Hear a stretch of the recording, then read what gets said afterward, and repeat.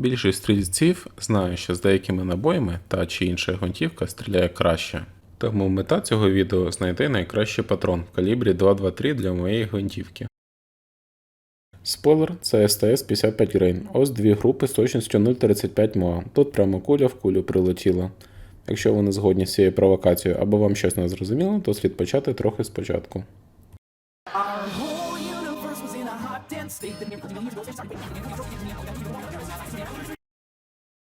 Це я, мені 27 років, стаж бекенд-програміст 4 роки, оператор AR-15 2 роки.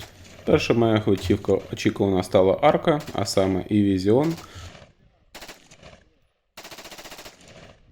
У ті часи, коли купив її, знав, що вона точний середнячок, що існує холодний постріл, 4 правила поводження зі зброєю і що з деякими патронами гвинтівка стріляє точніше, але тоді не відчував, що має достатньо навичок для їх знаходження.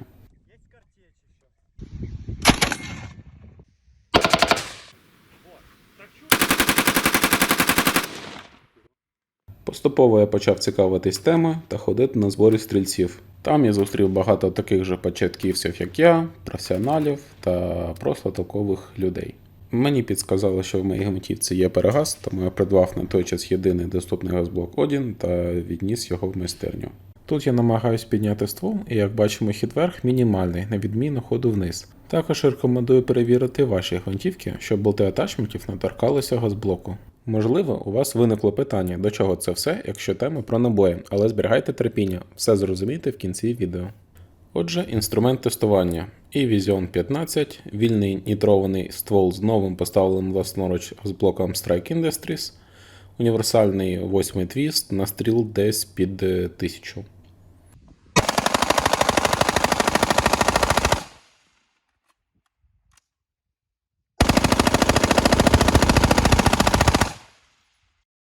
«700-грамовий УСМ від JARD, сошки FAT Defense Spike, оптика Sightmark Citadel, на половині пострілів 30-кратний, а на іншій 6-кратний, ну і книга «Фактори точності». Методика тестування. Стрільба з положення сидячи з використанням сошок та заднім мішком в безповітряному тирі на 50 метрів в стилі а-ля Bench Rest. Більш детально з методикою ви можете ознайомитись на каналі Тараса Олійника. Відстрілював приблизно 20, 30, 40 патронів кожного виробника окремими групами по 5 пострілів. Також для кращої сліпоти або неупередженості тесту проводив тестування в випадковій послідовності патронів та дульних насадок.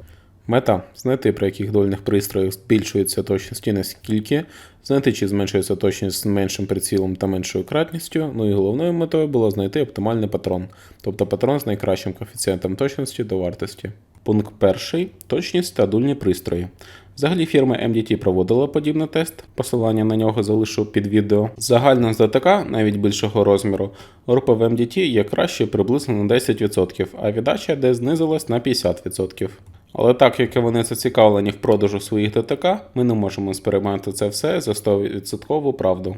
Оскільки невдалі групи вони могли просто не показувати. Та і як казав Тарас Шевченко, не вірте всьому, що пишуть в інтернеті, тому я вирішив самостійно все протестувати. Насправді, підштовхнуло мене провести цей тест бажання дізнатися, чи не перекрутив я ДГК, бо нещодавно побачив таке відео. У мене була проблема, що ДГК стояв нерівно, і треба було зчесати крашвошер на один оберт, або зробити для нього окрему шайбу. Її мені зробили в майстерні з 3-го разу, бо перші 2 рази вона з часом розкручувалась, бо майстер боявся перекрутити її. А коли крутив я своїм ключем, то вона була перекручена на 9 годин. Ми зійшлися на тому, що він зітре на 3 години, а потім вже я докручу до 12 годин. І це спрацювало. Але з цим ДГК з'являлась іскра, як від автотрощі. І я почав думати, чи не перекрутив я його, та чи це може негативно впливати на точність. Точність справді була гірше після цього майстра, але не через ДГК. Проте про це пізніше. До речі, про ДГК. Дольне гальмо компенсатора, що встановлений у мене, є реплікою EJC Titan, він же GPN DGK. Обрав саме цю модель завдяки такому ж захопленому стрільцю, як я, який заморочився, купив та відстріляв 44 моделі ДГК, заміряючи відстань, на яку змістився комплекс при пострілі. Оригінальне відео недоступне, але є перезалив і кеш на веб-архіві, посилання знайдете під відео. І да, я розумію, що у 2.2.3 віддач не така сильна, щоб ставити найкраще ДГК, але цей мені ще й подобається чисто візуально. Також я вирішив зробити десяток груп зі стоковим полум'ягасником, а саме зі стандартним арамійським Birdcage. В результаті 4 головні конфігурації дульного пристрою. Без нічого, голий ствол, Birdcage, глушник та ДГК. А порівнювати я буду коефіцієнти погіршення або покращення кучності з тим чи іншим пристроєм, з тим чи іншим патроном. І нарешті я в тирі, тому погарцювали стріляти.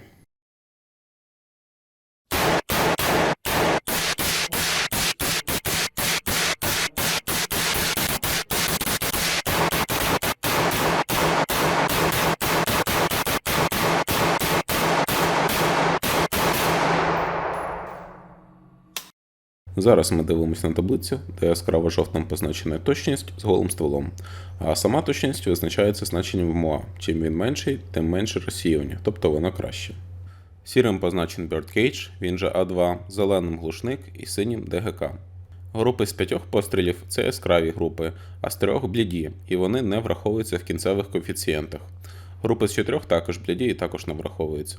Якщо була тільки одна група, то вона також помічена блідим кольором і також не впливає на кінцевий коефіцієнт. Групи, що позначені червоним, це групи, коли глушник нагрівся і від нього йшов такий міраж, що навіть вентилятор не рятував. До речі, про портативний вентилятор. Це корисна річ, яка допомагає при відключеннях світла і неробочому кондиціонері. Тому особливо рекомендую його, якщо ви в тирі і ваші мішені не можуть стріляти у відповідь. Якщо проаналізуємо всі коефіцієнти, але без врахування блідих комірок, то побачимо, що в 90% той чи інший параметр краще чи гірше від іншого. Бордовим кольором позначена група, яка відчутно виділяється серед інших. Це може навіть підвести нас до того, що з деякими дульними пристроями ті чи інші патрони можуть летіти краще, але про цю групу GG55 поговоримо пізніше. Кінцеві значення відносно голого ствола, як з найгіршою конфігурацією, будуть Birdcage на 6% краща точність, десь на рівні похибки вимірювання, з ДГК виходить на 26% краща влучність, і з глушником на 39% краща прецизійність. На жаль, виходить по моїм тестам, з глушником стріляє найточніше. А чому на жаль? Бо я чогось не дуже полюбляю гази та інші кислоти в пику.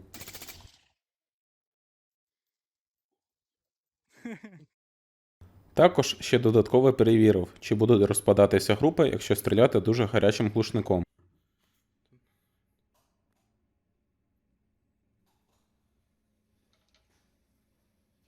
Тут можна побачити, що після 60-го пострілу точність погіршилась десь 1,5 рази, як із точними Sierra, так і з неточними Hunter Arms. Багато це чи мало, важко сказати, бо, наприклад, в інший день повторні групи після 20-го пострілу були в 1,5 рази менше, ніж до. Другий момент. Після 60-го пострілу глушник так нагрівся, що мій портативний вентилятор не міг здувати міраж, і через це погіршилась точність. Тому я ці групи помітив червоним на таблиці і ніде не враховував.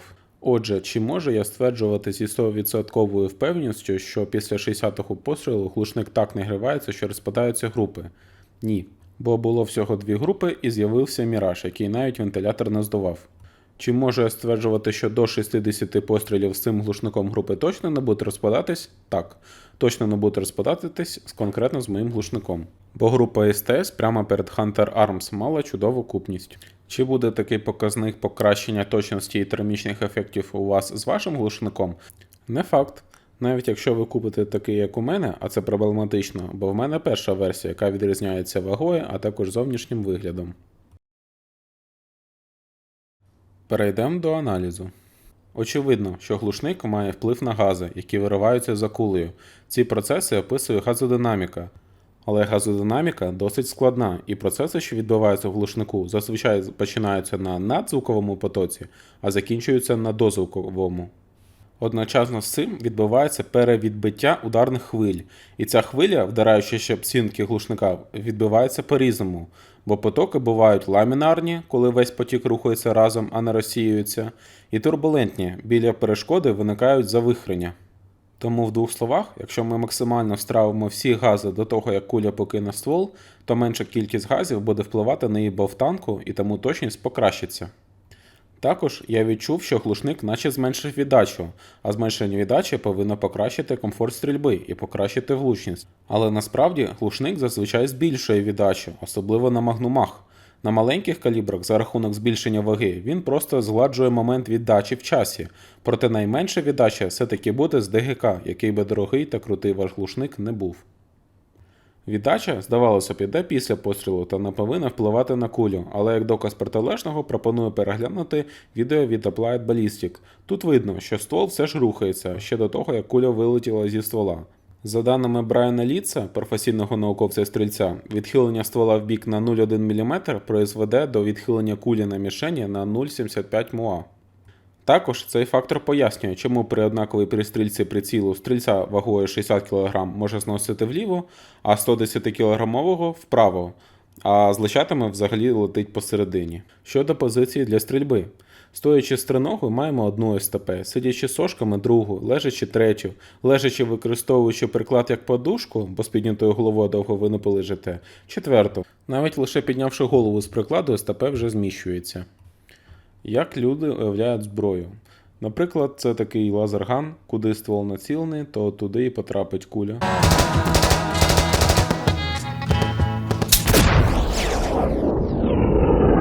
Більш освічені люди розуміють, що це не так, бо через певний проміжок часу куля падає і влучання піддаються нормальному розподілу. Насправді ж дисперсія влучань виглядає як двопараметровий розподіл, де загально перший параметр – це якість ствола, а другий – це якість прицілювання стрільця. Тобто ми з однаковою ймовірністю можемо поцілити зі ствола в червону область, а потім так само однаково ймовірно попасти в зелену область. І тому може бути ситуація, що ствол понесло вправо, а своїм прицілюванням ми випадково це компенсували і тому поцілили в центр. Тобто ці поодинокі відриви не є саме нашими відривами, це тому, що ствол понесло вправо і нас понесло вправо. А якщо, наприклад, ми переваримо ствол до 50-тонного танку, чи стане тоді розподіл нормальним та чи зможемо ми вибрати найточніші набої? 5 секунд роздуми.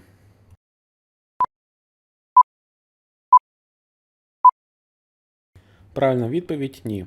Маємо навіть дві причини. З давніх давен люди гадали, чи є момент, коли кінь відриває всі 4 ноги від землі, і тільки в 78-му році позаминулого століття відеокамера це довела. Зараз для деяких з вас так само може бути відкриттям, що навіть вкрай міцний метал ствола теж рухається. Ох, и пламя, значит... Слушай, что-то я не пойму, это воздух так это? Или ствол так изогнулся? Ну, не может такого быть. Хорошо, Ствол болт тянет. гнется. Да ладно. Гнется ствол. Як і хмарочоси в Токіо роблять рухомими, так і всі сучасні гвинтівки виготовляють з вільно вивішеним стволом, щоб не поплюжити гармоніки, які впливають на кучність. Ствол має гармоніку другого порядку із зоною нульових вібрацій приблизно за 20% від кінця ствола. Через гармоніки куля може вилітати зі ствола як і на межі апогею, так і всередині, що негативно впливає на загальну кучність. Про гармоніки добре розповів колишній директор української фірми «Зброєр» у своєму блозі. Рекомендую переглянути. Але як налаштувати ці гармоніки? Тюнінгуючи сам ствол або ініціатор коливань, тобто сам патрон. Налаштувати гармоніки на стволі ми можемо заміною самого ствола, встановлюючи глушник або ДГК тюнер ствола. Змінити ствол можна як повністю, так і, наприклад, укоротивши його власноруч. З різними довжинами стволів один і той самий патрон буде показувати різну швидкість кулі, час виходу зі ствола, тобто різні коливання та різну купність. Чим довший ствол, тим більше пороху згорить і відповідно буде більша швидкість кулі. Тому якщо ви бачите вогонь з голого ствола, то це показник, що ви не реалізовуєте весь максимум патрону. І часто може бути ситуація, що при довшому стволі з більшою швидкістю кулі буде гірша кучність, ніж у коротшого ствола. Але зрозуміло, що на практиці змінювати ствол просто так не варто. І сподіваюсь зрозуміло, що якщо ствол не вільно вивішений або приварений, то його відстріл не дасть ніякої практичної цінності, бо його гармоніки занадто малі і для аналітики не підходять взагалі. Та ж сама історія з глушником. В першій третині випадків глушник відчутно покращує кучність, і швидше за все мені пощастило мати саме такий, але ж знову ж таки, тільки з конкретно моєю гвинтівкою. Навіть просто додаткова вага на гвинтівці теж покращує кучність. Взагалі про глушники добре розповів директор Desert Tech у своєму відео. В другій, найбільшій третині точність з глушником буде така сама, і я теж такий маю. Я додатково затестив комплекс інтегрований ДГК плюс глушник від Angry Fish, і точність що з голим стволом, що з ДГК, що з глушником однаково. Але про його головну ціль в тесті розкажу пізніше, а поки в рамках цього розділу можемо подивитись та порівняти його віддачу і звук з іншими модульними пристроями.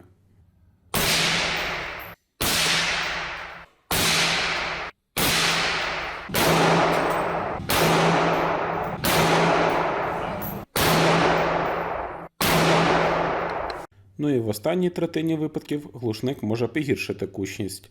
Погіршення кучності може відбуватися через неякісний глушник або встановлення глушника на крашвошер, або його забрудненням, або його температурою.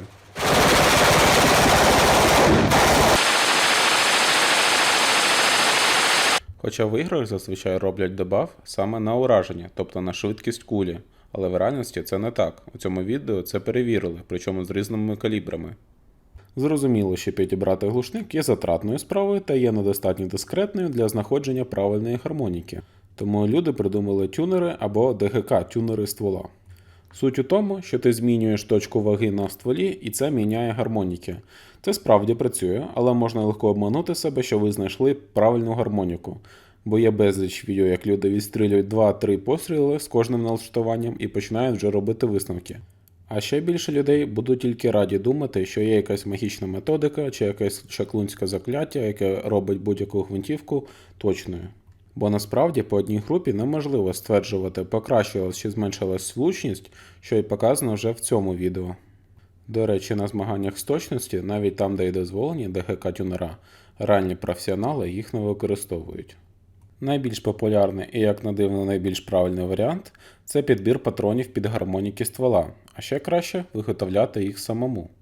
Зазвичай роблять різні партії патронів, підвищуючи в кожній партії гранули пороху або посадку кулі. В теорії ви повинні побачити, як поступово зі збільшенням якогось параметру рецепта група розширюється чи звужується.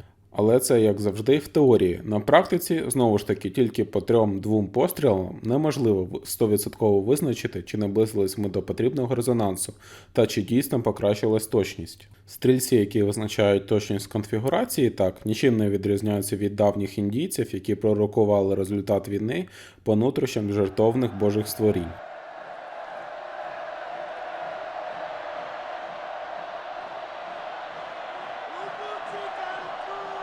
Загальна релоуд – це не панацея. Більшість релоуд патронів не можуть перевершити добротні фабричні патрони, але в той же час фабричні патрони ніколи не можуть перевершити якісний релоуд.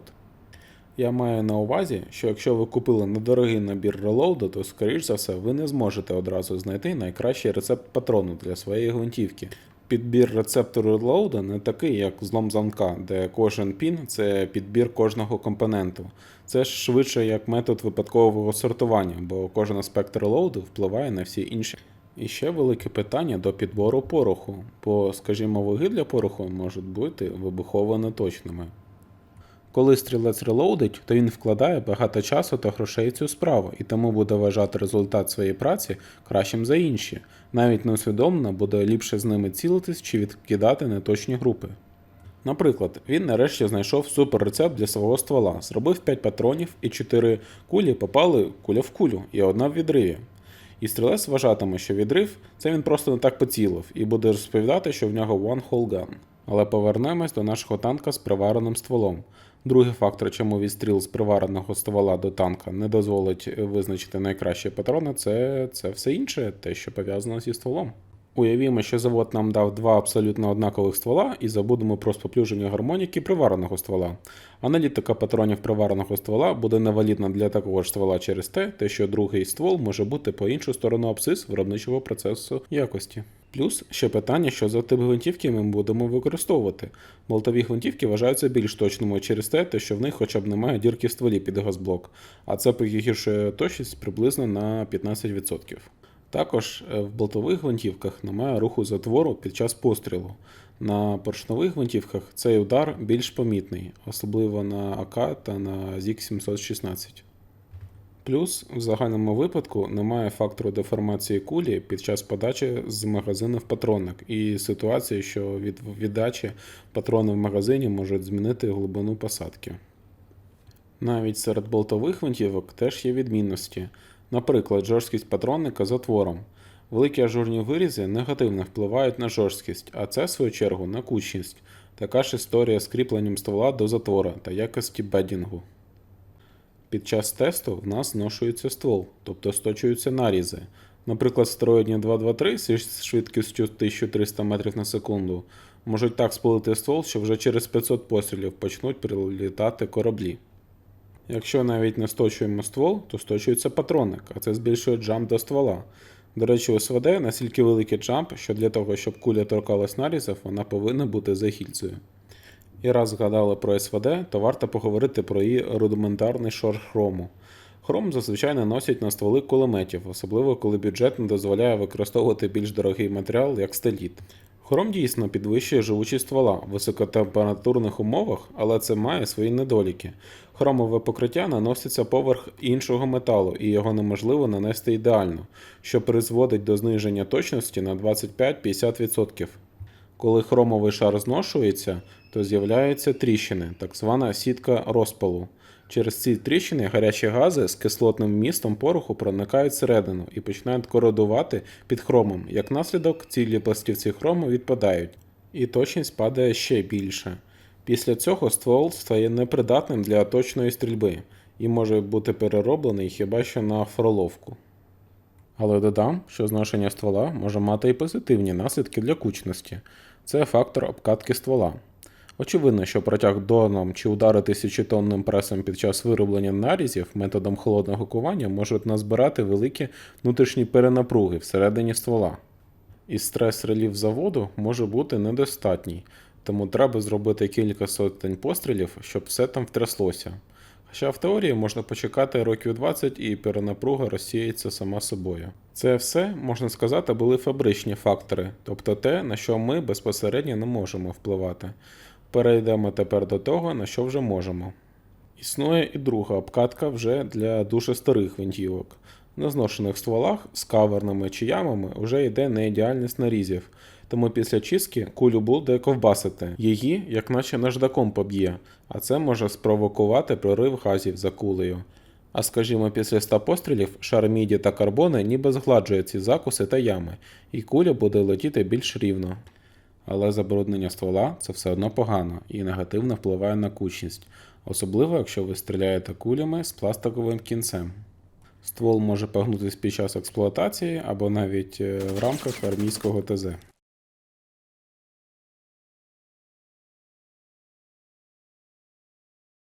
Також ствол може просто нагрітись від пострілів, а дуже гарячий ствол змінює свої параметри жорсткості, тому знову ж таки змінюються гармоніки.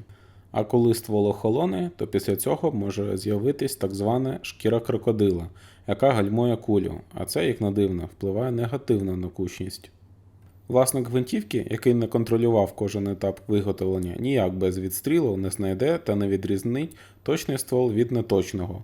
Може тільки знайти явні дефекти, такі як скол на короні ствола чи несиметричний дульний зріз, або нарізи йдуть рогаткою. В мене, наприклад, корона ствола ціла, нарізи теж, але по отвору газблоку можна вже побачити 2000 на стрілу.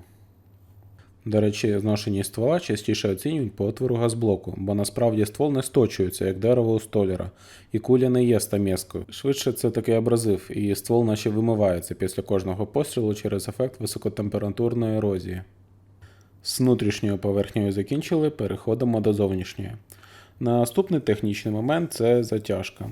Наприклад, є історія, як СВД була з заводу перекручена в 3 місцях, там де ствол кріпиться до затвору, в районі мушки та газблоку. Також є історія, що такий відомий бельгійський бренд як FN, Fabrique Nationale, також поставляв свої скари з перекрученим ДГК, і це теж погіршувало точність десь в 4 рази. Нарешті добрались до предмету відео, а саме патронів. Різні патронні заводи мають свої техніки, методики, допуски та умови зберігання своєї продукції. Потім ця продукція може по-різному зберігатись в магазині, у стрільця вдома та навіть під час полювання. Наприклад, вологий чи брудний патрон може взагалі розірвати гвинтівку. Тому це все теж впливає на стабільність – точність патронів. Навіть сама куля має різний центр ваги, який неможливо визначити, не зіпсувавши її. Тому на практиці ми не можемо бути впевнені на 100%, що куля прилетить саме туди, куди влучила попередня з партії. На останнє місце я ставлю оптику як фактор, який найлегше можна покращити. MDT також робили перевірку цього фактору, і на начальних етапах у них кучність навіть покращилась, але швидше за все це через малий настріл. Отже, якщо це згрупувати, то маємо наступне, але це все був тільки початок. Перейдемо до другого фактору, можемо назвати його людським фактором. Це найбільш волатильний, тому важливіший за інші, але його відносно легко та швидко можна покращити якісною практикою. Але все одно параметр середньої девіації обмежується десь в 0,2 МОА, тобто не всі стрільці можуть навіть цілитись менше за 0,5 МОА. Не вірите? Спробуйте самі. Візьміть будь-яку мішень і в холосту спробуйте цілитись в неї, не виходячи за рамки відповідних 0,5 МОА для вашої дистанції, хоча б довше 4 секунд. Це не кожен може, тим паче додатково ще плавно відпрацювати спуск. Тепер з приближенням. Просто цілюсь.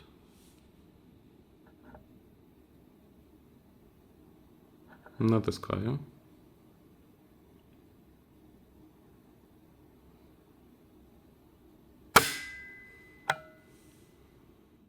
Наступний фактор можемо назвати природнім. При стрільбі до 50 метрів він настільки незначний, що ним можна повністю нехтувати. Але після 100 метрів і з кожною новою сотнею метрів він впливає настільки сильно, що перші два фактори точності, технічний і людський, можна ігнорувати з логарифмічною залежністю. З кожним метром куля втрачає швидкість, через що сильніше зноситься вітром, та сильніше змінює свою траєкторію аж до сповільнення до швидкості звука. Якщо стрілець неправильно считав напрямок вітру, кулю буде зносити експоненціально від цілі. Плюс ефект деривації. Це коли в нас, наприклад, нарізи йдуть по часовій стрільці, то кулю буде зносити вправо. Тому в СВД приціл стоїть лівіше від ствола, щоб подкомпенсувати цей ефект. Але чому ефективна дальність пострілу визначається відстанню, на якій куля має швидкість більшу за швидкість звуку? Давайте теж почнемо з основ. Що таке швидкість звуку? Швидкість звуку – це швидкість, з якою звукові хвилі поширюються через середовище. Її значення позначається в махах в честь фізика Ернста Маха. А 1 мах – це приблизно 340 метрів на секунду на Землі, або 295 метрів на секунду на висоті 11 км, де зазвичай літають літаки. В міру того, як об'єкт наздоганяє свою ударну хвилю, розширюється звук, звуку важче розсмоктатися, і тому з'являється стрибок ущільнення, тобто ударна хвиля. Він же конус Маха.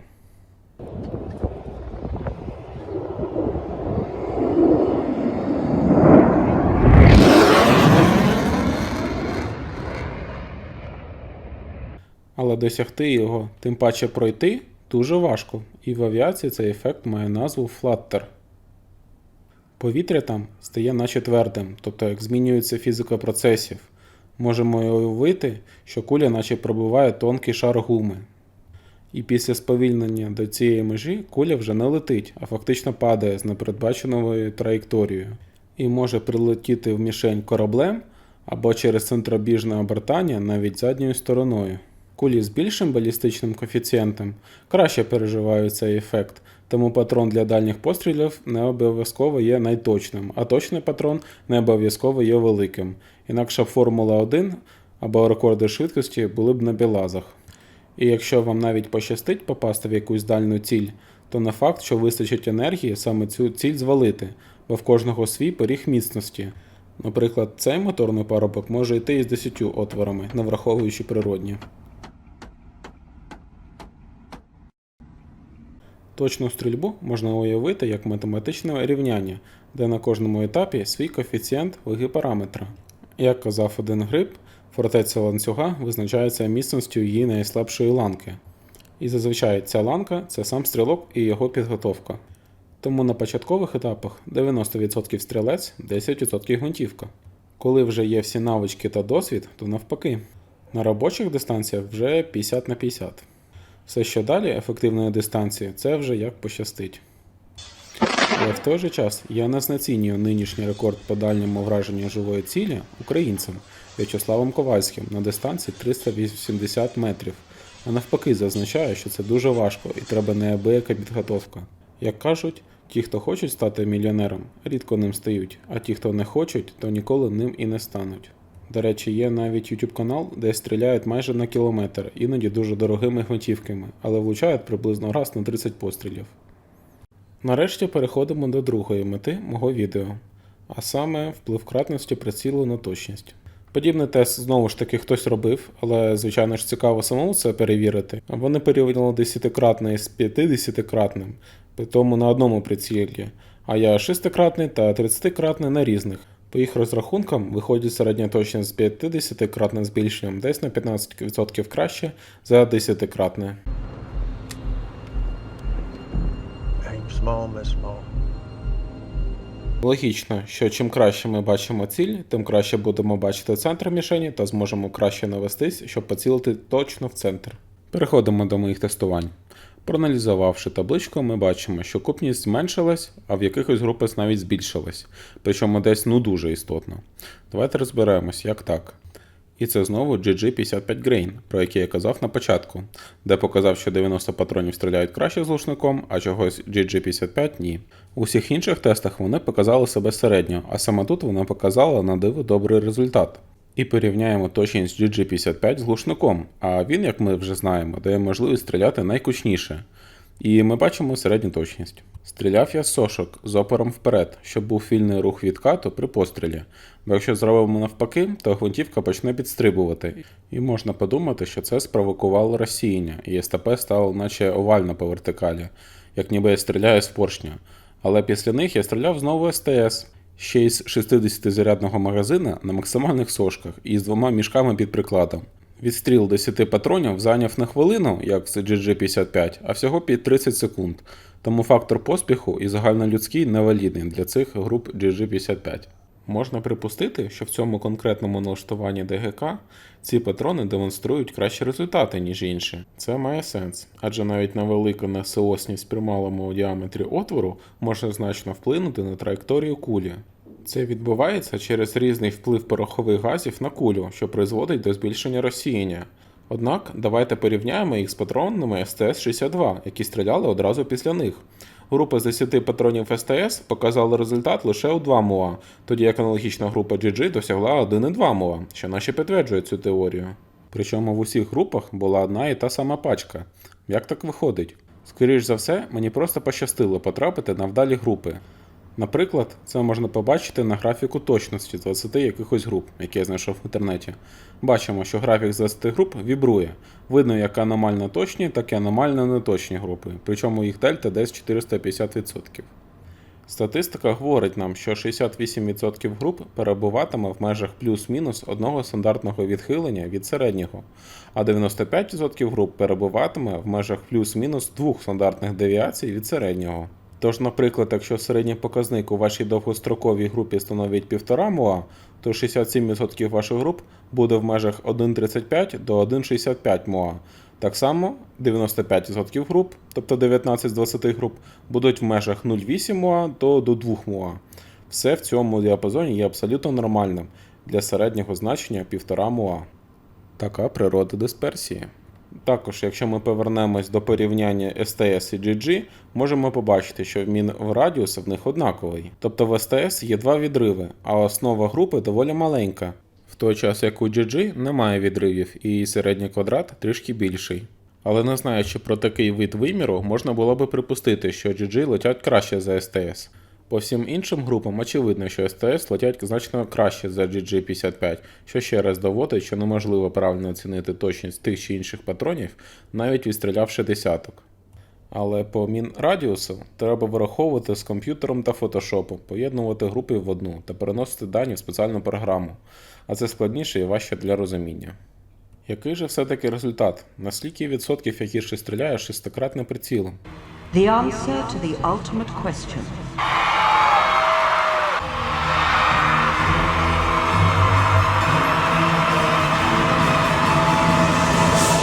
42.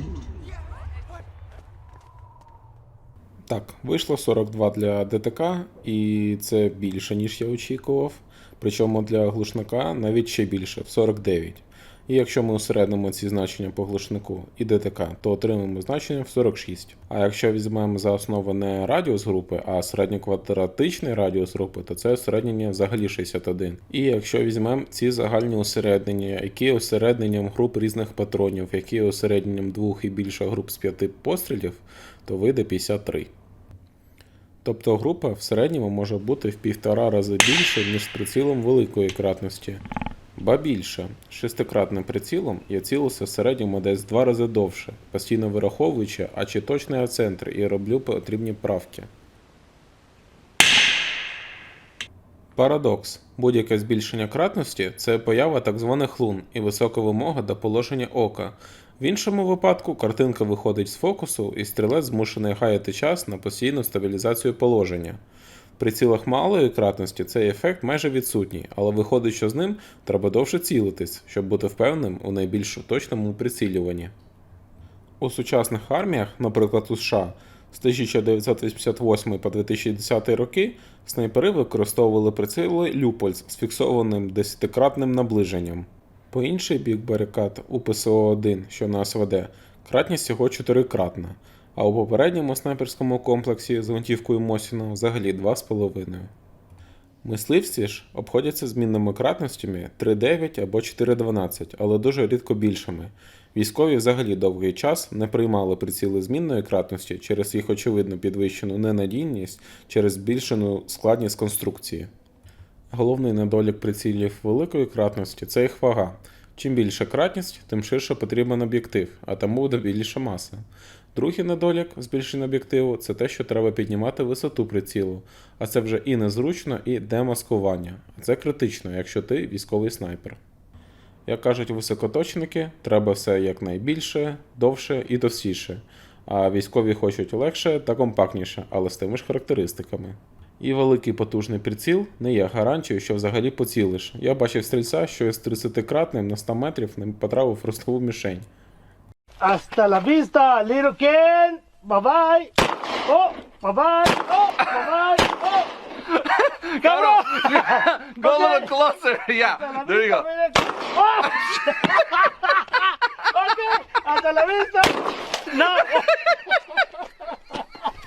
І на завершення цього розділу розкажу одну цікавинку, чому в США більш популярні приціли з МОА розміткою, а у нас з МРАД.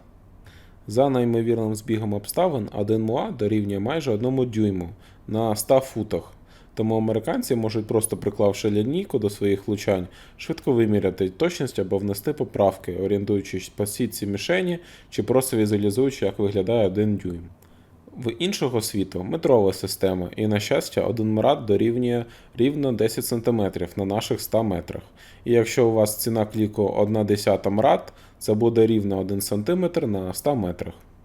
Тому якщо ви в Україні, то беріть МРАД приціл, якщо ви в США, переїжджайте в Україну. Нарешті дійшли до 3-го розділу, а саме знаходження кращого патрону. Для кращого розуміння я розділив цей розділ на підрозділи, і як казав Маленький принц, дорослі люблять цифри. На YouTube є багато відстрілів тестів тих чи інших патронів. Через прослухану теорію на початку ви тепер знаєте, що вони невалідні для всіх гвинтівок, і сам тест повинен ґрунтуватись не на окремі групи з 5 пострілів, як на відео зараз.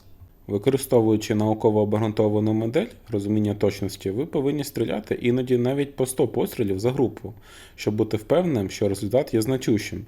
Під значущим я маю на увазі статистично правильним, або технічно кажучи, що π є меншим за 0,5.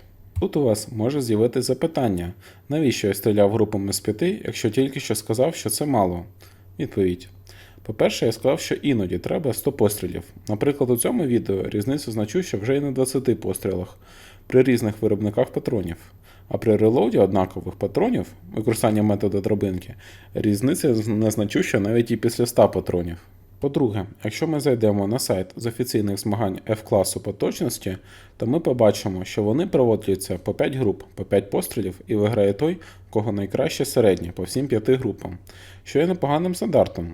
А я якраз відстріляв мінімум 20 патронів, а брати ще одну пачку з 20 патронів знову-таки не дозволив бюджет. До речі, ще цікавий момент, що в прапорщику та Ібісі без проблем продають поштучні патрони, а в більш елітарному стволі тільки цілу пачку. З цього випливає третє. Так як ці тести профінансовані власно заробленими коштами, я не можу його збільшити до науково ідеального рівня, як би не хотілося. По-четверте, дистанція на 50 метрів для точних патронів виявилася занадто малою. Навіть для групи з 5 Часто неможливо побачити, куди саме попала куля. Часто були ситуації, що куля потрапляла в кулю. На 150 групах 35 разів було куля в кулю в групах з 5. І навіть 3 рази з найгіршими патронами Hunter Arms та 4 рази з найточнішими Sierra, тобто чисто один був в відриві. Давайте ще раз подивимось цю прекрасну групу.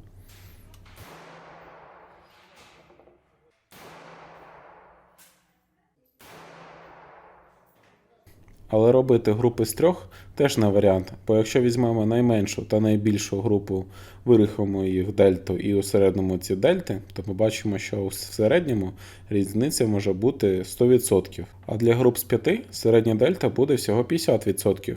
Причому це середнє значення, тобто найбільша група може бути і в 9 разів більше за найменшу для груп з 3, і це теж входить в це середнє значення.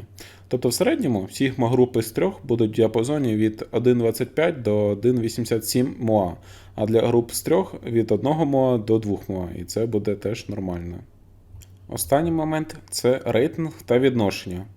Так як я проводжу тест в рамках тільки своєї гвинтівки, і мені не треба ці значення подавати як якийсь еталон, то мені все одно на значення. Мені головне саме порівняння, тобто саме відношення чогось до чогось, а не число. Тобто можна було би відстрілювати групи по 2, і потім ці групи усереднити. Все одно рейтинг буде плюс-мінус такий самий. Так само і для мін радіусу. Давайте це перевіримо, порівнявши рейтинги і графіки різних систем. Наприклад, в крайньому порівнянні групи з 3 і 5 використаємо мін радіус. І вийде коефіцієнт такий самий. Так само і для порівняння ДГК і глушника. Правда, якщо будемо використовувати групи тільки з 3, то результат буде сильніше відрізнятися, бо ми відкинули 2/5 даних. В книзі Брайана Ліца «Прикладна балістика. Друге видання» проводиться таблиця залежності середнього росту груп зі збільшенням пострілів. Суцільна лінія – це їх тести, а штрих-пунктиром позначені дані від виробника патронів Hornady. І я, відстрілявши 150 груп, можу додати свої дані у вигляді точкових ліній. Зрозуміло, що дані не співпадають в один, бо це не теоретична наука, а прикладна. Але тренд-динаміка достатньо співставна. А якщо зробимо подібно для мін радіусу, бачимо вже ріст всього 20% з 3 до 5 пострілів і знову 20% з 5 до 10 пострілів. В армії США взагалі стріляє 10 групами по 10 в один листок. Можна побачити якраз зміщення СТП через глушник. Через те, що часто трапляються дуже маленькі групи, то люди думають, що вони суперстрільці чи мають супергвинтівку. Я теж маю такі групи. Наприклад, 0,19 МОА з GG Nosler 69 Grain по 3 пострілам. Хоча далі в тесті вони показали погану точність і по іншим відстрілам, що також видно на таблиці. Реальна середня точність моєї гвинтівки десь 2 МОА по 5 пострілам і десь 1,5 МОА по 3, що гарно узгоджується з безліччю інших тестів систем сучасної зброї за витрачання патронів типу R-15. Навіть більшість болтових гвинтівок мають середню купність приблизно 1,8 МОА, і це в ідеальних умовах навіть з матчевими патронами. Повторюсь, що окремі групи з 2, 3, 5 пострілів не показують нічого. І те, що ви чи ваш знайомий, скажімо, зібрали маленьку групу на 100 метрах з короткого напівавтомата з коліматором, де червона точка в 6 разів більше за копійку, яку би ви все одно не побачили на 100 метрах, не означає, що у вас суперзброя чи ви суперстрілок. Це просто співпадіння та виняток, а виняток тільки підтверджує правило. І ви чи ваша зброя не може бути точніше за надважкий кастомний комплекс, та ще важчі лещата і людей, які роками виготовляють патрони, прагнучи бути кращими. Навіть ця група може куля в кулю прилетіти, але це теж випадковість, яка швидше за все більше ніколи не повториться. Також, щоб відсіяти коментарі, що ствол нагрівся під час тесту, то подивіться це відео. Відстріл всіх патронів проводився в 6 окремих сесіях тривалістю по годині, тому мало ймовірно, що ствол нагрівся б більше 300 градусів. Подібний тест на прогрів ствола проводили в МДТ, і в них втрата кучності спостерігалася лише ближче до 1000 безперервних пострілів гарячими патронами 6,5 Крідмор. Незважаючи на це, після охолодження точність повернулася до відносної норми. Тому коли стрільці відстріляли десяток патронів і вважають, що ствол нагрівся і тому впала кучність, то тут, швидше за все, іде неправильне причинно-наслідкове явище. Збільшення групи відбувається не через нагрів ствола від численних пострілів, а через те, що робиться багато пострілів в одну мішень, або згідно теорії ймовірності, можуть траплятися менш вдалі групи, ніж ті, що були на початку. Нарешті переходимо до вибору найточніших патронів. Свої результати точності я розділив на 3 етапи. Перший етап – це реальний, але, на жаль, графіки не мають досить всіх даних і всіх патронів, бо не всі патрони я відстріляв більше, ніж 2 групи в усіх 4 конфігураціях. Визначивши коефіцієнти з першої мети, згідно з першим пунктом, ми можемо підставити їх у таблицю і виконати апроксимацію. Також дозволимо використання патронів тільки з однієї групи. Таким чином переходимо до другого етапу тестування, а саме апроксимації. Відстрілявши десь 620 патронів, я отримав такий графік рейтинг для глушника. Тут зразу видно 2 піка, де перший це GG55, про який вже також розмовляли в розділі про дульні пристрої на початку, і Sailor Ballad 55, яке чисто по одній групі показали просто жахливу точність. А якщо відсортуємо точність по ДГК, то тут з нинішніми коефіцієнтами найточніші повинні бути STS-55, тому я не мав іншого вибору, щоб не відстріляти ще сотню патронів, щоб трішки нормалізувати графік. Але тут виникла проблема, в мене вже не було цього 30-кратного приціла. Прийшлось повернути виробнику через дефекти, а саме розмітка барабану зміщена на середину позначки, неможливо занулити, бо хід занулення 3 кліки, сам барабан навіть трішки ходить, ну і головне, нечітка картинка, іде таке подвоєння. Наприклад, у приціл Vortex Venom з відстані 82 метрів можна побачити болт зліва від мішені та навіть визначити його модель, а саме це болт Phillips, а не, скажімо, ПЗ. А Citadel, на жаль, таку інформацію не може дати. Що цікаво, цей дефектний приціл стояв на моноблоці від самого дешевого прицілу, який через рік нормальної роботи не пережив автовогонь і став маракасом, а через це потім об'єктом для тесту на пробиття кулі на виліт. Та навіть з усіми цими 4 дефектами на дешевому моноблоці він все одно тримав 0 і дозволяв стріляти дуже точно. Але повернемося до точності та відсутності прицілу. На щастя, в мене був ще один приціл, але, на жаль, пристрілений для 50-го калібру, і не хотілося б ще раз витрачатись на його пристрілку. А другий приціл Venom має дуже низькі кільця та не вийде поставити на арку. Застосуємо українську смякалочку та використаємо новітні технології. Як вихід, я придумав зробити перехідник з оптики для чохла мого телефону з минулого відео про обзори на труби. Тому раджу вам також поцікавитись темою 3D-інженерінгу, але обережно.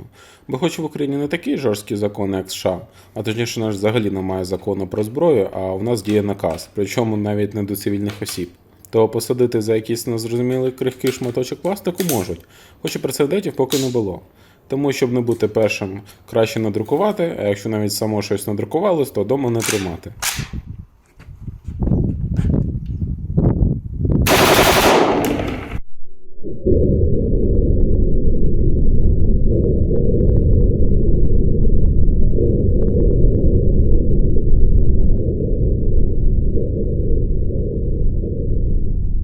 Але знову повернемось до тесту. Також, щоб уникнути фактор нестабільного утримання, я взагалі не буду тримати гвинтівку, використовуючи Free Recoil Methods.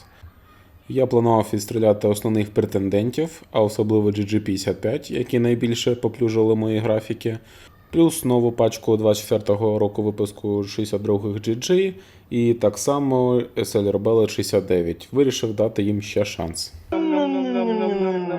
Нам ще не йде. Не йде. Не йде. Не йде.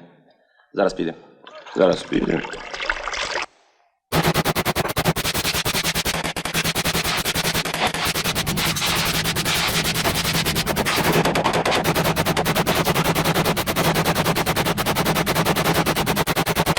Але, на жаль, нова пачка 62 GG летить так само погано, як і в попередніх тестах.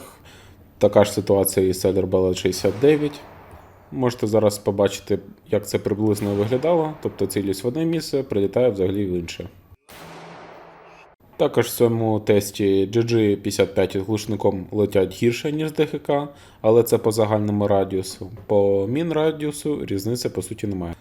Ще додав тест з модулем від Angry Fish, і що цікаво, точність цих 20 патронів однакова на рівні з голим стволом. Правда, по мінрадіусу з глушником навіть гірше, але зрозуміло, що цього відстрілу мало, щоб робити якісь вагомі висновки.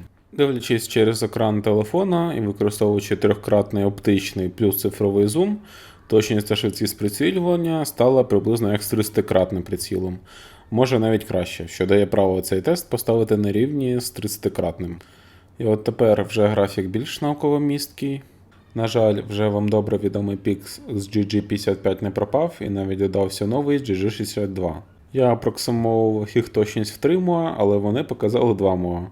Добре, що пік SRL 55, який був оснований тільки на одній групі, хоча б пропав. Якщо відстартуємо по ДТК, на перше місце в нас виривалося СТС-55 з апроксимацією 0,86 МОА по 5 пострілам, але додатковий тест телефоном їх вгамував. І щоб такі ситуації не повторялись, давайте відстартуємо патрони по середньому значенню всіх 4 конфігурацій. Тепер різниця між загальним тестом та загальним плюс додатковий з телефону мінімальна. Перші 10 місць взагалі однакові. Також видно, що чим менш точні патронні, тим більше графік починає вібрувати та квазімодиться. Але якщо підставимо значення по мінрадіус, то відбувається рокіровка срібного і бронзового місця, і кулі Сієра займають майже весь п'єдестал. І здавалося би, це правильний метод, тобто треба сортувати саме по мінрадіусу. Але якщо порівняємо точність по ДГК знову, але по мінрадіусу, то перше місце знову займають GG55. А якщо б ми відстрілювали б групами по 3, то перше місце взагалі за Federal з кулями Berger. Але тут уже трішки маніпуляція, бо якщо взяти дані групи з 3, то ми відкинули 2/5 даних, а без цієї вибірки даних результат може відрізнятись. І щоб вас ще більше нагрузити, то можна додати ще рейтинг груп з 10. Багато хто визначає точність саме так. Тому от мої звичайні групи з 10 і поєднані в фотошопі, якщо вони були на одному листочку, звичайно.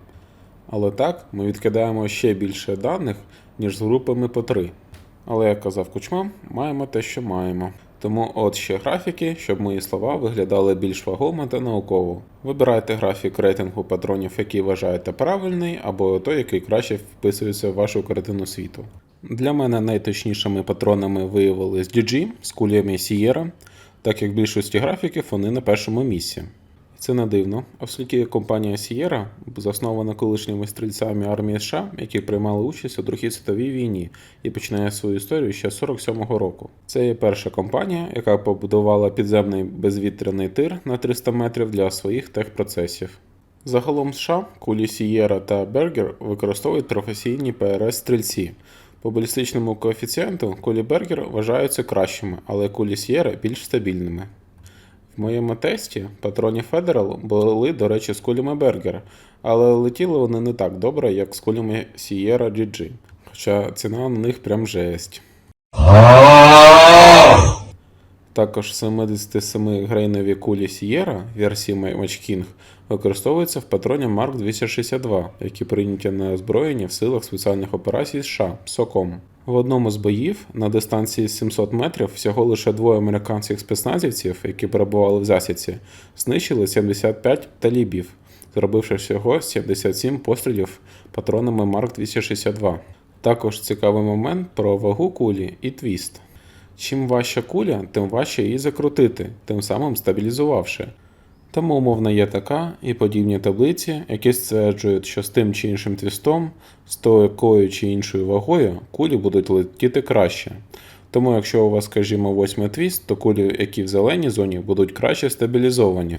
Насправді, можна навіть перестабілізувати кулю, що буде негативно впливати на кучність.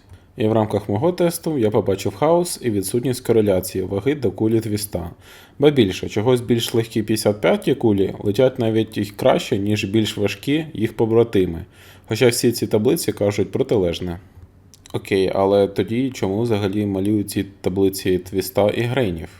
Ну, як мінімум для того, щоб не порвало ствол. Якщо важка куля і ви намагаєтесь розігнати її максимальним зарядом, тиск за кулею починає дуже швидко зростати, і вона, впираючись у нарізи, отримує опір. І якщо нарізи будуть занадто круті, то куля застрягне і розірве ствол від тиску. Тому є і прогресивні нарізи, як використовуються в артилерії та зенітних пушках, Але їх використання в стрілковій зброї негативно впливає на кучність через те, що ріже кулю. А ріже, бо відносно початкових нарізів на кулі йде переобжимання зміщеними нарізами, і через це йдуть люфти і прорив газів за кулею. Так ми плавно переходимо до другого розділу, а саме надійність. Так як у мене вибір найкращих патронів, а це не тільки найточніші і найоптимальніші, це ще й найнадійніші, тобто зі стабільною якістю. Наприклад, чи бачите ви проблему в цій пачці? А якщо висиплемо? А якщо поставимо вже в ряд? Патрони Hunter Arms не проходять навіть візуальний Quality Control, причому найбільш бракований магазин просто-напросто не встане, а менш бракований встав, але потім просто-напросто застряв. Прийшлося заряджати патрони як в F-класі, тобто кожен патрон окремо. Так роблять тому, що під час релоуду кулю садять неглибоко, щоб зменшити джамп, тим самим забезпечуючи, що майже вся куля знаходилась в стволі, а це унеможливлює подачу патрону з магазину. Також в нашій спільноті стрільців писали про ситуацію з цими патронами Hunter Arms.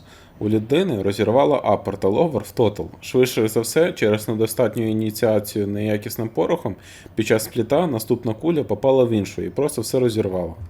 Тому з неперевіреними патронами будьте обережні і перевіряйте, чи взагалі вилетіла куля зі ствола. На жаль, по обкладинці неможливо дізнатися, чи будуть ці патрони стабільними в плані точності. Наприклад, мені найбільше сподобалось пакування Агіла, але ці мексиканські такоси найбільш неточні і суб'єктивно десь на рівні американських Ремінгтон та Вінчестер. І цікаво те, що навіть не сильно якісні українські Hunter Arms виявились точнішими за них. Хоча, як бачимо, що цільові литовські патрони GG, що чеські Селер Белот, чи шведські Норма не показують феноменальну окупність порівняно з іншими цільовими патронами. Візуальний огляд патронів нових явних дефектів не виявив, окрім ще різних капсулів у Ремінгтонів, причому в одній і тій самій пачці. А условно матчовий клас GG з кулею Sierra і кулею Nosler найбільше здивував.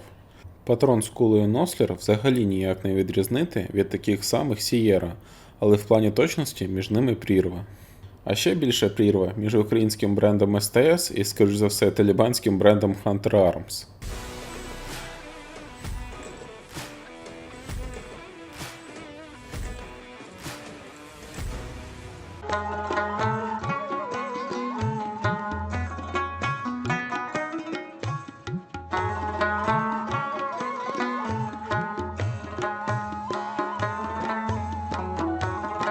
Цікаво те, що продавці скаржились на роботу саме патронів STS, і що навіть їм їх повертали.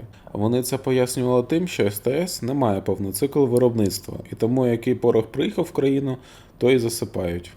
Також не від однієї людини чув погані відгуки про 9-мм патрони STS. Але конкретно в мене з набоями 223 ніяких нарікань ні в роботі, ні в точності не виникало. Я навіть спеціально для тесту купив нову пачку 24-го року, хоча в мене були і 22-го, і 23-го, і все з ними теж було добре. Але це все суб'єктивна опінія інших, а я не судмедтехексперт, щоб це правильно оцінювати, але не сказати негативні відгуки інших теж не міг. Також важливо бути впевненим в УСМ, бо, наприклад, цей УСМ я купив взагалі для R10, але, на жаль, він нестабільно працював. Ні я, ні майстерня Ібіса, ні майстерня тактики не змогли його налаштувати. Був один момент, що тільки один патрон взагалі не змогло наколоти. Це був американський Вінчестер. Ні з першої, ні з третьої спроби мій легкий УСМ так і не зміг його запалити. Подібна ситуація була ще й з найдорожчими Federal, але це було швидше за все неправильна робота УСМ і моя вкладка. Через те, що газблок був на максимумі, то віддача була неочікувано сильною. І так як ход курка дуже маленький, то стався автовогонь. Швидше за все, просто ударник сковзнув по затвору, бо з другої спроби патрон Federal накололо. З іншими 748 патронами працювало все штатно. І з АКМ в мене таке траплялось не раз. Через дурну стрілянину могли б додому не втрапити. Ну і раз говоримо про надійність, не можемо не поговорити про газблок. Не є проблемою зробити нульову віддачу, поставивши регульований газблок чи поміняти затвор з буфером. Очевидно, якщо немає удару, то немає зайвого впливу, що збуджує всю систему. Але чи буде воно стабільно працювати? А саме постійно перезаряджати з усіма патронами, а якщо забрудниться, а якщо все зразу. Не проблема прибрати віддачу. Проблема в тому, що чимось прийдеться жертвувати, і воно не пройде жодний армійський тест, особливо з армійськими патронами. Тому при заміні газблоку необхідно бути впевненим у своїх діях, оскільки це втручання впливає на роботу автоматики і загальну роботу гвинтівки, що особливо важливо в ситуаціях, коли від цього залежить життя. Тому слід перевірити функціональність з усіма патронами і мати можливість швидко налаштувати перед виходом на бойові. Маю зазначити, що я не маю ніяких конфліктів чи образ на ту чи іншу майстерню, і це не є проплачений огляд. Ба більше, цей огляд можливо спровокує збільшення попиту і підняття цін на найкращі патрони, і мені же потім буде гірше. Якщо не фінансово, то може якісно, бо через збільшення попиту і неможливість масштабування може впасти якість. Є історія про компанію, яка робила матчеві патрони, але через в'єтнамське замовлення прийшлося збільшити обсяг і швидкість виробництва в рази. Обладнання зносилось, тому було неможливо підтримувати той самий рівень якості. Але повернемось до тестування. Під час першого етапу я дізнався, що 18 видів патронів перезаряджають та встають на затворну затримку на самому відкритому положенні газблоку з ДГК та на третьому положенні газблоку з глушником. Зазвичай з глушником можна тримати газблок закритіше, бо якщо ми встановлюємо глушник, то ми затримуємо тиск в передній частині, відповідно більше тиску буде в задній частині. Інші два види патронів, а саме Hunter Arms та Reload від Руха, на жаль, не змогли працювати як всі інші. Вони вставали на ЗЗ всього раз з 5. Тому я обрав основних кандидатів та порівняв їх роботу в режимі сильного недогазу. Плюс, утримання в режимі Free Recoil змушує всю гвинтівку рухатись в тому ж напрямку, що і затвор, і це також ускладнює подачу патрону. Навіть в дужках дуже надійний автомат Калашнікова не хотіли приймати на озброєння через те, що якщо його не впирати в плече, то іноді може не спрацьовувати автоматика. Також цією технікою можна побачити, яка сильна віддача з голим стволом. Тому другу групу з голого ствола я вже робив без телефону. Та велика ймовірність того, що він просто зламається. Плюс було цікаво, як він буде переїжджати, якщо все-таки впирати в плече. Я склав план з варіантами різного розвитку подій. Спочатку я стріляв в іншій конфігурації, щоб довести гвинтівку до робочого крейсерського забруднення, а потім спеціально стріляв змійкою, щоб забруднення гвинтівки було приблизно однакове для всіх патронів під час актуальних же тестів. Перша конфігурація – це оверсайз глушник з ДГК, який у мене стоїть на R10, відомий вам по минулим розділам. І можна побачити парадокс, що оверсайз глушник, який відповідно не може давати той тиск, який дає правильний глушник, перезаряджає і навіть стає на ЗЗ, на відміну від нормального глушника, який жодного разу навіть не подав патрон. Скоріш за все, це пояснюється тим, що гвинтівка на початку була повністю чиста, і тому був менший супротив матеріалів автоматики. Схожа ситуація з оверсайз ДГК. По цьому тесту можна побачити, що всі кандидати плюс-мінус однакові. Зрозуміло, що 100 патронів може бути мало для тесту надійності, але так як я для цього відстріляв 600 патронів в максимальному режимі газблоком, то можна вважати, що це все-таки краще, ніж взагалі нічого. І взагалі, навіть в кращих видах стрілецького озброєння також можуть бути проблеми, затримки і тому подібне. До речі, в випадках, коли не міг правильно податись патрон, задля наукової чистоти експерименту я їх заново не вставляв, тільки в кінці чисто для себе їх достріляв.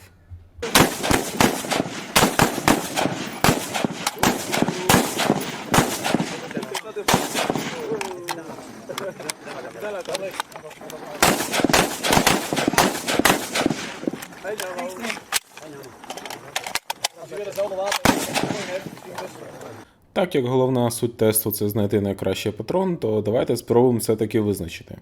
Якщо чисто армійським методом помножимо точність на вартість пострілу, то дізнаємось умовний погонний метр точності. Ціни вказані за початок весни 2024 року, а монтаж закінчився тільки зараз в кінці літа, бо попав в виробниче пекло. Але повернемось знову до графіків. І побачимо в усіх 8 варіантах сортування все одно СТС-55 були найкращі.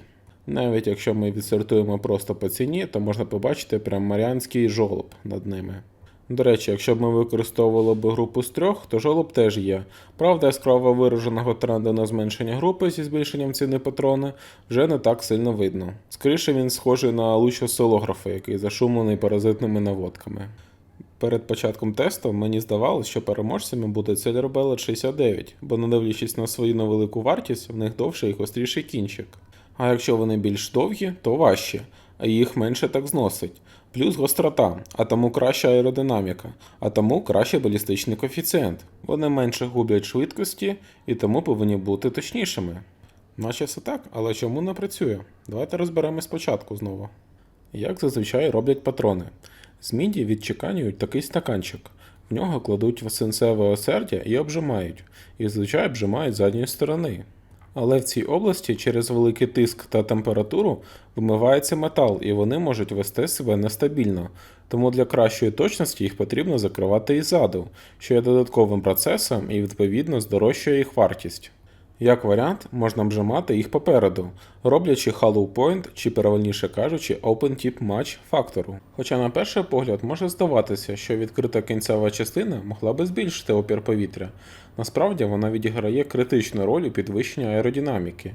Порожнина на кінці кулі дозволяє змістити центр маси ближче до задньої частини кулі.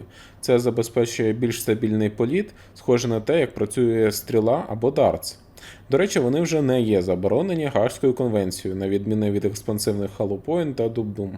Але, на жаль, з моєю гвинтівкою Sailor Bellet, особливо 69, летять жахливо. Причому я не кажу, що Sailor Bellet якась погана компанія. Інші калібри цієї фірми в мене летять непогано, особливо 6,5 Creedmoor. Але конкретно з моєю гвинтівкою і моїм стволом вони не летять.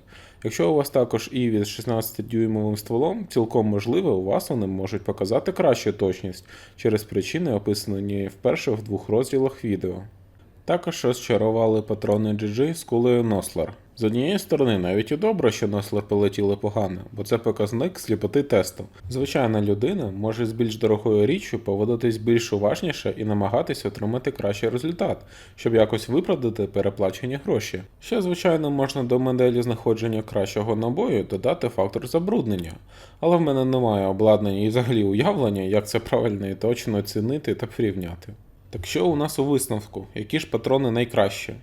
По моїм тестам виходить, що це СТС-55, причому я стріляв і 22, 23, 24 року виготовлення, але у багатьох є питання до їх стабільності, тому віднесемо його в розряд філософських та суб'єктивних.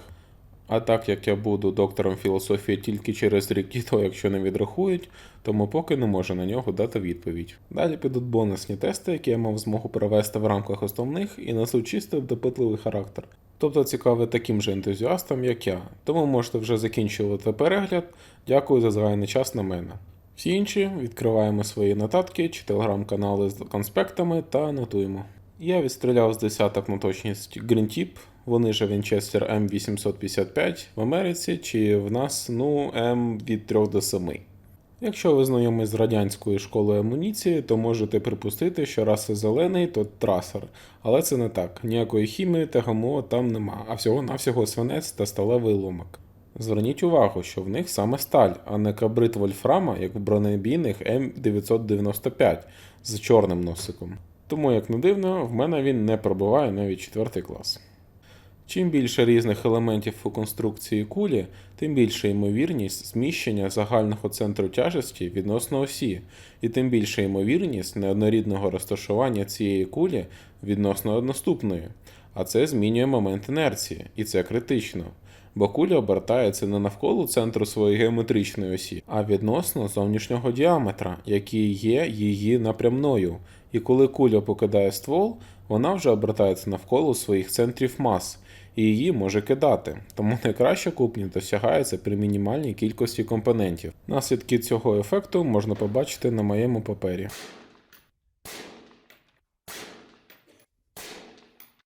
Хоча, може, я помиляюсь, і конкретно з моєї гвинтівки вони не кучні, або їх стан був під питанням. Так як нам дають надлишки запасів, які і так би пішли в утиль, не зараз, так через кілька років, то велике питання до їх загального стану та якості. Ну і загалом, те, що йде для армії, не може бути найкращим. Бо війни не виграються вундерваффе, а найоптимальнішим вибором та кращою адаптивністю під постійно змінні умови. Все повинно бути надійним і простим, і, як кажуть в армії, щоб навіть солдат зрозумів.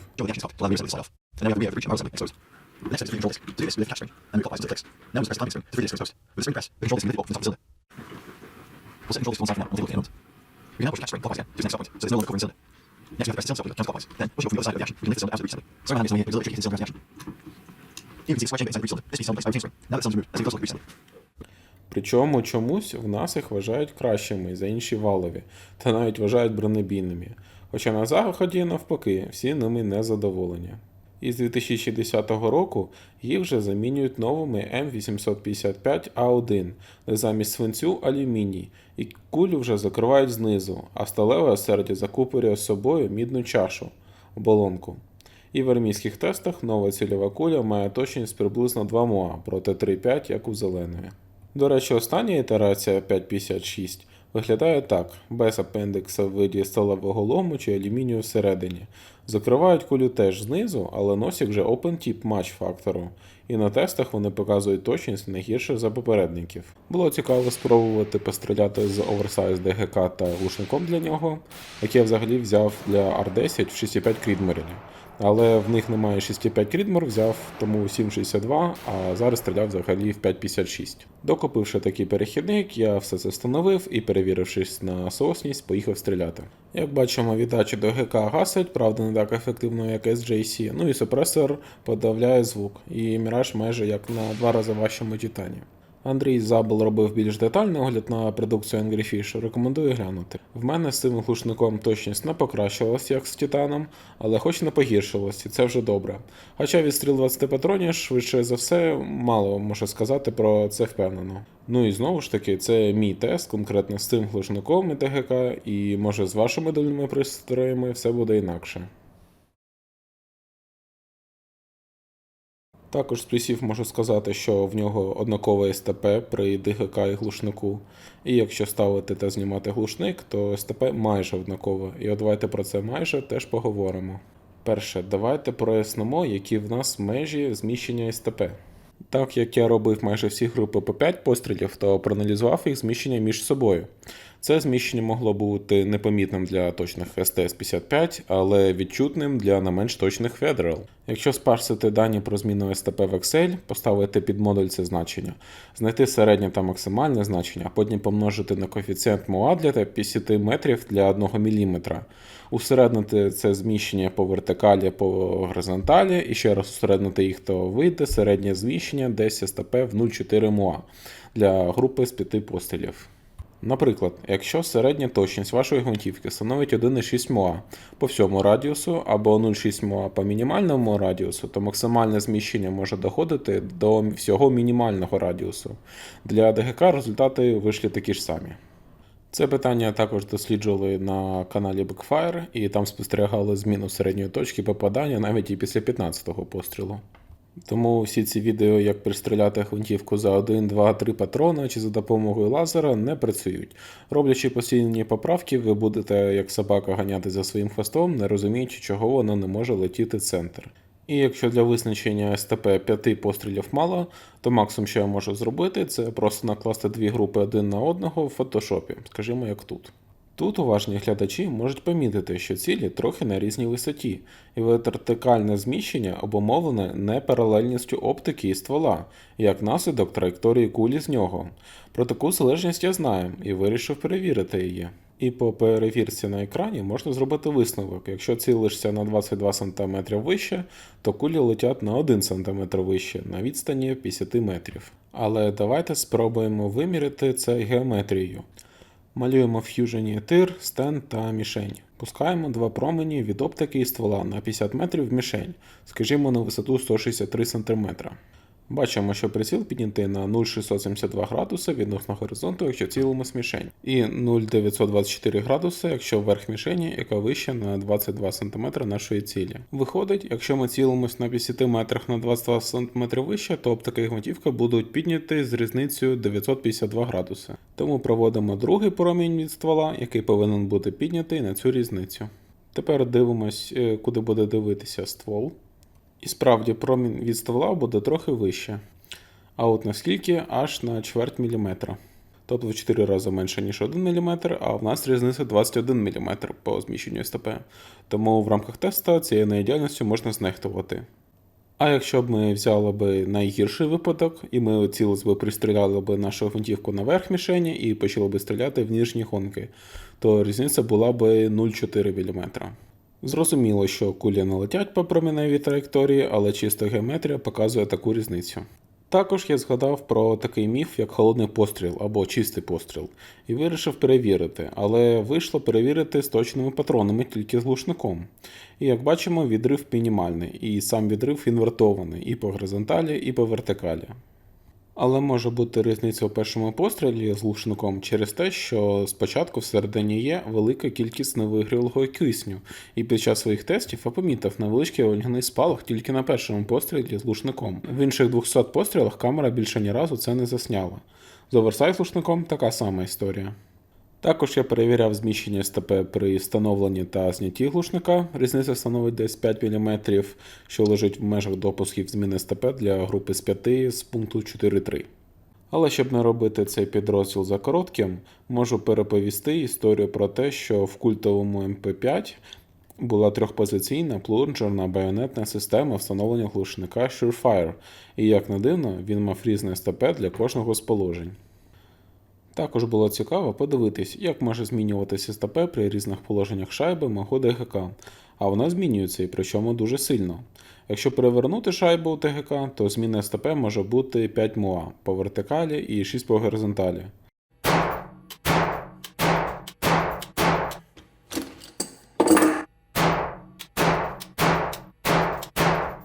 Перевертаємо ще раз, і СТП майже однакова.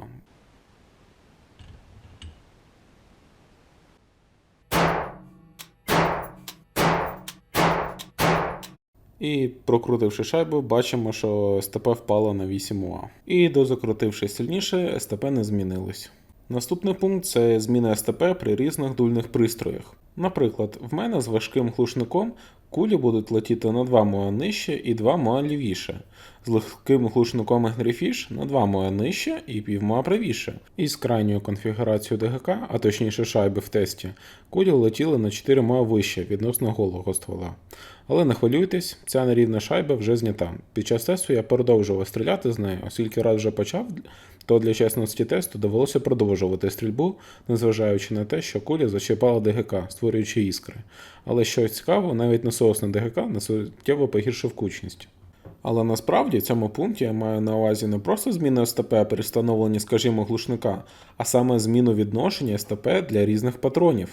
Тому давайте проаналізуємо це. Наприклад, беремо дві групи STS 55 грейн та зменшимо їх в фотошопі, щоб мати більш точне СТП. Потім беремо так само групи STS 62 грейн. Виходить, що з глушником STS 62 грейн летять правіше на 4 мм і на 1 мм нижче. Далі беремо все так само, але з ДГК. Там STS 62 грейн летять правіше на 1 мм і нижче на 18 мм. Тобто різниця між цими різницями 0,3 МОА по горизонталі і 1,1 МОА по вертикалі. Отже, якщо ви умовно знаєте, що з глушником зазвичай у вас СТП падає на 1 МОА, то використовуючи важчі патрони, вони можуть падати, наприклад, з ДГК вже на 2 МОА. Добре, це різниця одного бренду з різною вагою кулі. Тому порівняємо різні бренди з однаковою вагою. Беремо GG55 та STS55, відстріляні з глушником. Причому це реальні групи по 10 на одному листочку, а не змеджені в фотошопі. Тут STS вже летить на 11 мм правіше та на 2 мм нижче, замість 2 мм правіше та 5 мм нижче, ніж з глушником. Тобто різниця між цими різницями 0,6 МОА по горизонталі та 0,2 МОА по вертикалі. Багато це чи мало, щоб вважати цей пункт підтвердженим чи спростованим, вже вирішуєте ви.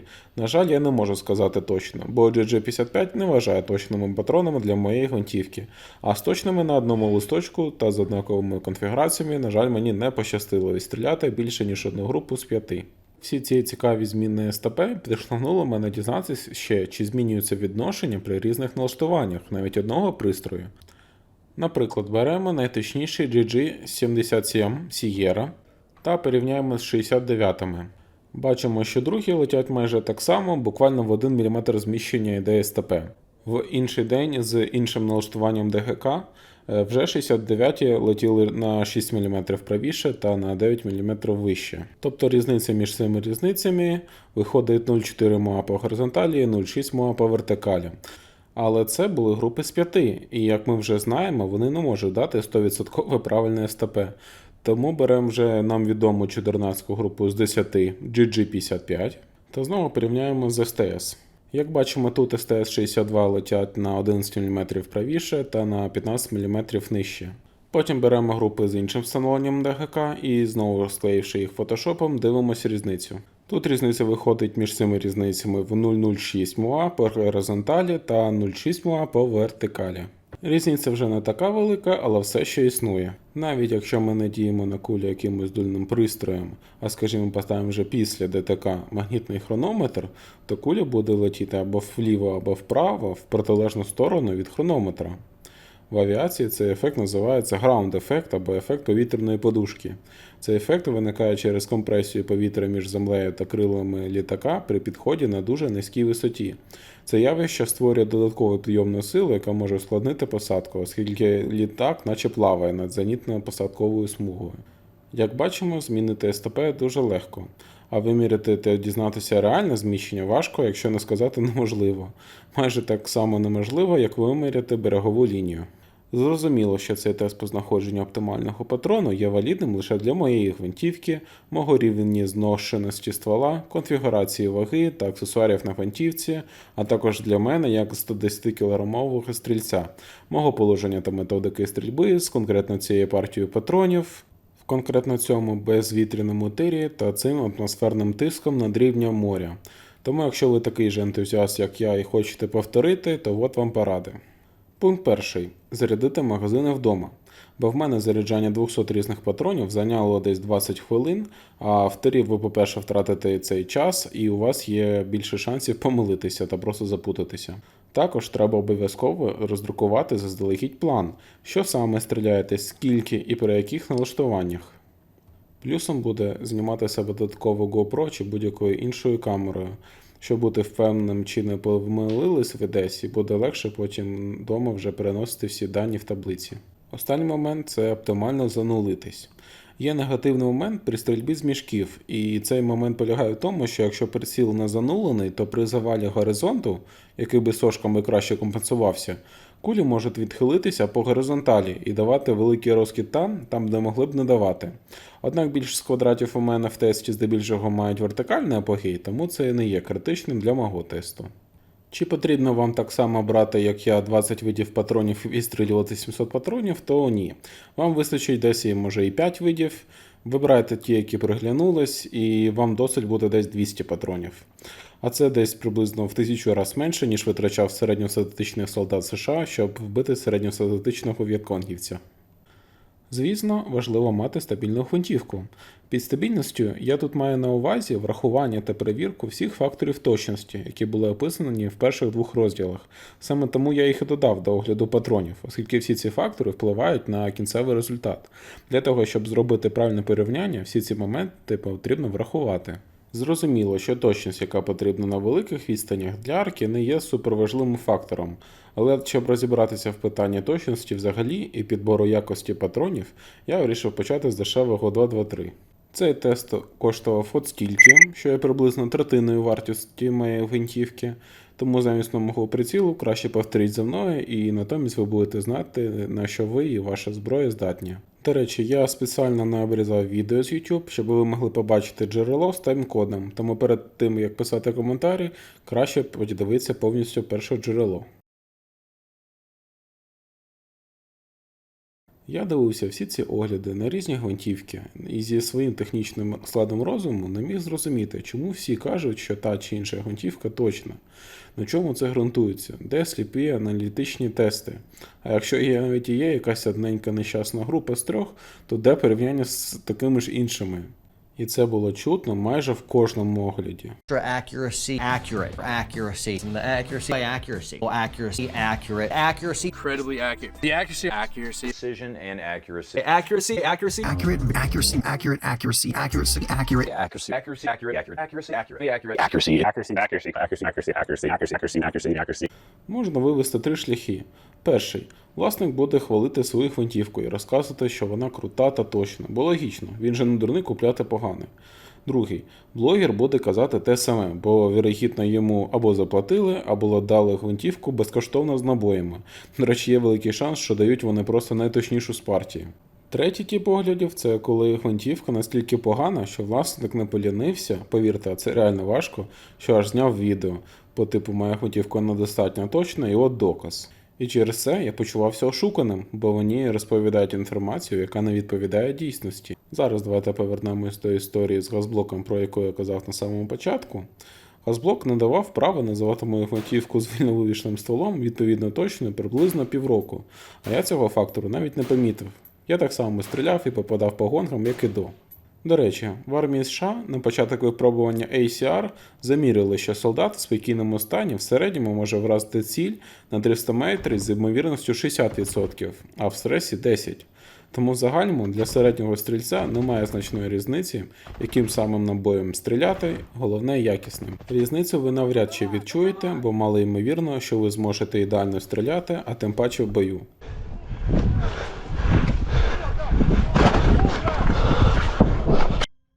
В мене під час тренування Урслан Давіда, до речі, рекомендую, виходить група з рук приблизно в 3 рази більше, ніж в спокійних умовах. Тому може всі ці обзори і не брешуть, може дійсно всі гвинтівки в міру точні. Коротше кажучи, точні настільки, що без вимірювального обладнання і багатьох тестів звичайна людина стрілець це і не помітить, а якщо і помітить, то і не факт, що правильна науково достовірна інформація щось змінить. Та й в принципі, вогнепальна зброя вже зараз, і тим паче в майбутньому буде відходити на другий план, як основна, і буде така ж архаїчна, як мечі, арбалети та мушкети. Бо ті задачі, які раніше виконував професійний снайпер, зараз рази ефективніше виконує середньонавчений дронщик.